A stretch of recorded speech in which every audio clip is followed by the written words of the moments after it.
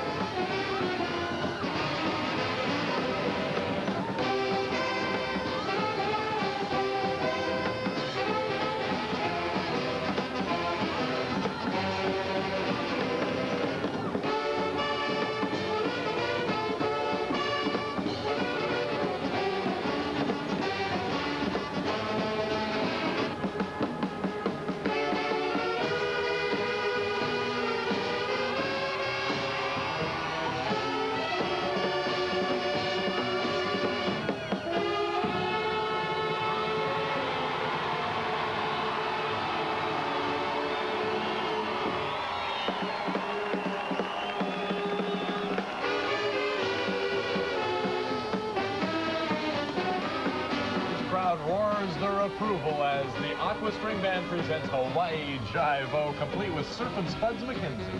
Captain Al Primavera Jr. there, and you know, he's just been elected into the Mummers Hall of Fame. Congratulations. Congratulations to Al. Now, coming up, when we come back, another top winner from last year, the Quaker City String Band. So don't get out of your seats. There's a lot more to come.